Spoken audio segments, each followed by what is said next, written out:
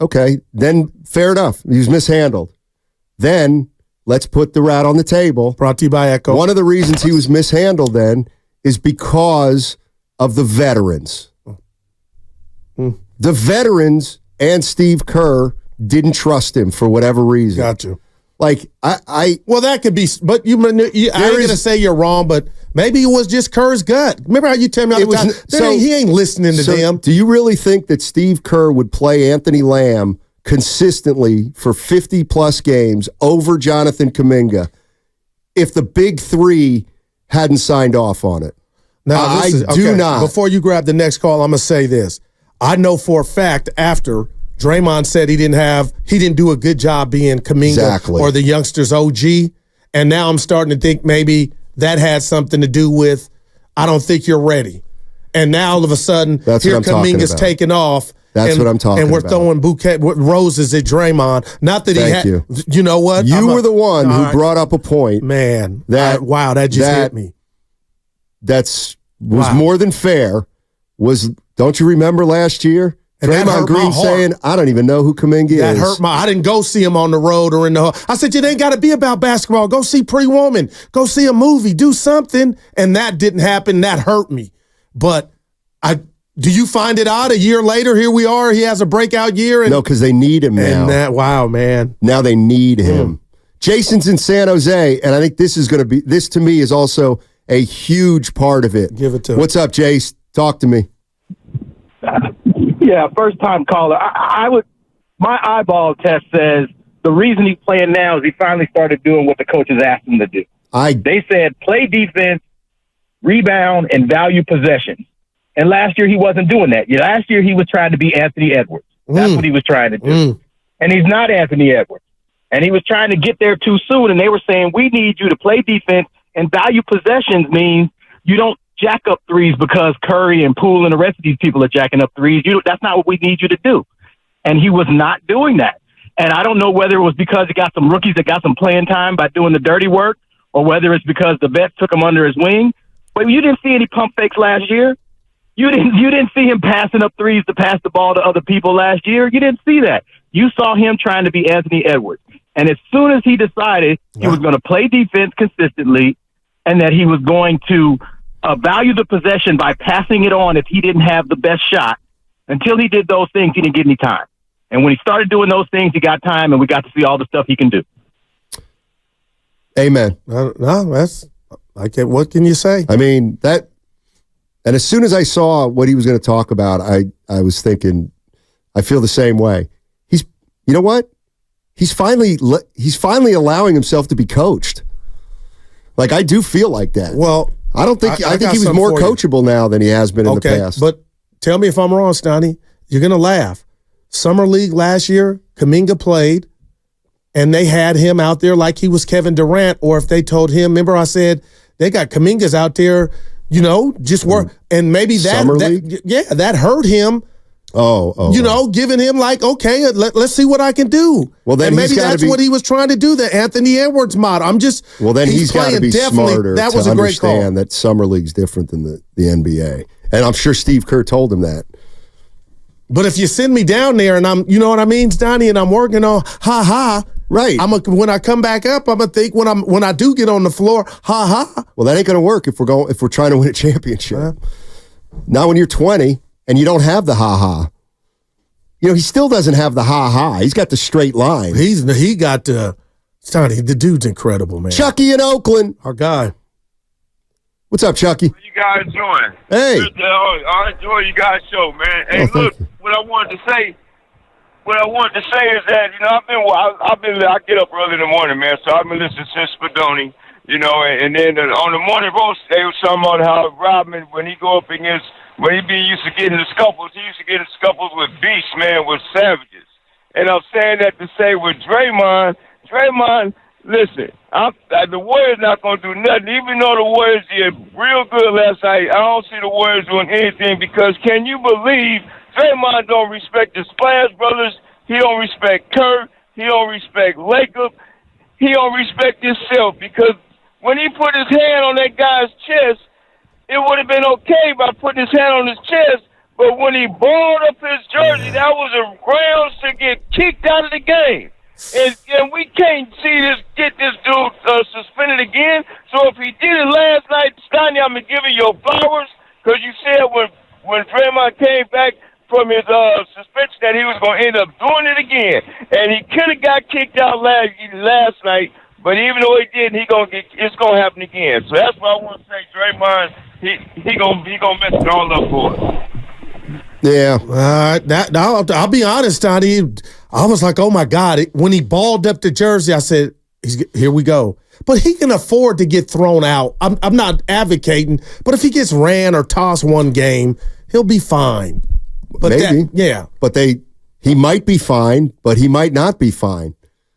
But then why did him and Bane make up and exchange Hershey kisses? Because Bane's not from Spain. I didn't like. I'm just, you know me. Like, Dre, how you gonna go over there and it's all you grab it, we cool?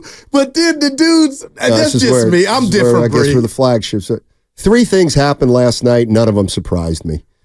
One was Draymond grabbed the guy by the shirt and should have gotten a technical. 2 is he didn't get a technical because he got the refs continue to don't hate the player, hate the refs. No, the refs in the league continue to not want to do what they don't want to do. All right. And we know what they don't want to do. And then the third thing that didn't surprise me was who Draymond did it to. Now, I never looked at that. I'm just being honest with you. He went over to Bane, so we good. But he didn't get into it with Bane. Yeah. He got into it with our guy. Santee. Yeah. Aldama. Who was hidden for a minute. the old Dominator. Is that what they call him, or did you just That's what people were calling him on postgame last night. Wow. David's in Sunnyvale. Hey, David, how are you, man? Vale. David. Very good, thank you. Hi, Steiny. Hey. This can be a little long-winded. Okay. Better start fast. You're in the right spot. Yeah. I'll start with a short one. This sounds like, Monday morning quarterback. If I knew NVIDIA stock was going to be this high, I should have bought more earlier. And the analogy is to Kuminga, of course. But also, more concretely, if you think about what happened this year to enable this Kuminga productivity, Clay had to embrace his new role to go to come off the bench. And we have CP3. And if you remember, before the season started, I think at one of the first press conferences, CP3 said, Kuminga can ball. And I think he enabled Kuminga in many ways. And also TJD, right? So you think about Warriors thrive on assists and defense. And those are things that I think Kuminga last year kind of needed to build on. And this year, I think if you look at the assist relationship, CP3 is focused on assisting everybody. Right. Draymond is a great player, but he's kind of focused on enabling Curry, right? So I think all these things have to happen. So I'm not going to blame Coach Kerr. I think he handled a delicate situation. A lot of things have to move around. Thank you. Appreciate the call. That wasn't that long-winded. Yeah, he was. I mean, he said he was going to condense it. You can disagree with the reasons why. I mean, you can disagree with Kerr should have played Kuminga more, but I'm sure he had reasons. And one of the reasons had to be the goals of that team. The goals of the last 2 years feel like they're a little different. Like there's more realism that's set in about the Warriors and a chance to win a championship. Last year, they were still in championship mode. 2 years ago, they won a championship, and this year, they realized that it's a long shot. And so that mere idea has helped Kuminga, I think. Priest in Palo Alto. Our guy. What's up, Priest? Hey, how's it going? What's up, baby? Thanks for taking up. What's up, buddy? Hey. Listen, man. Ain't nobody never going to get me to believe playing Anthony Lamb over Jonathan Kuminga was the right thing to do. I don't care what the reasons were. That was idiotic. Both them bums didn't do nothing to help this team, man. Listen, this is one man's opinion. I've been watching this game a long time, and I'm telling you, this kid don't learn nothing sitting on the bench watching. You don't learn nothing.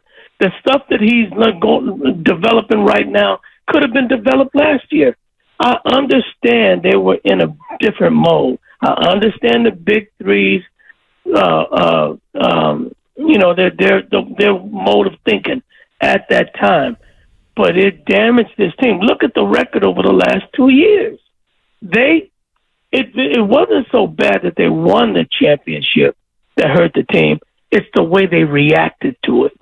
I like that. As if they were going back to back.